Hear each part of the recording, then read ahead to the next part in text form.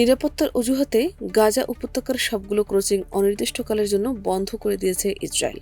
ফিলিস্তিনি ভূখণ্ডে ইসরায়েলি সরকারি কার্যক্রম সমন্বয়কারী সংস্থা কোগাট ১ মার্চ জানিয়েছে, গাজার সীমান্ত দিয়ে সাধারণ মানুষের যাতায়াত ও ত্রাণ সরবরাহ পুরোপুরি বন্ধ হয়ে গেছে।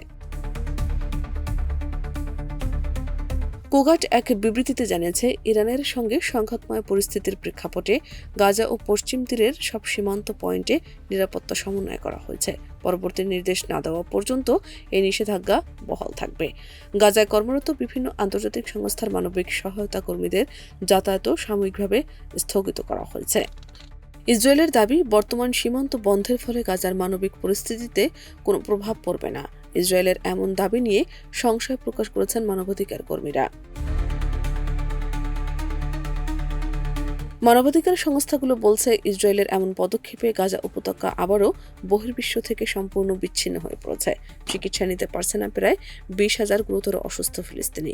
ত্রাণবাহী ট্রাক প্রবেশের অনুমতি না পেলে খাদ্য সংকট আরও তীব্র হবে। ইরানের পক্ষ থেকে পাল্টা ড্রোন ও ক্ষেপণাস্ত্র হামলার হুমকির পর ইসরায়েল জুড়ে জরুরি অবস্থা জারি রয়েছে।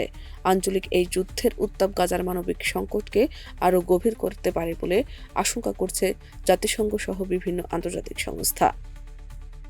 শাহনাজ পারভীন, দেশ রূপান্তর।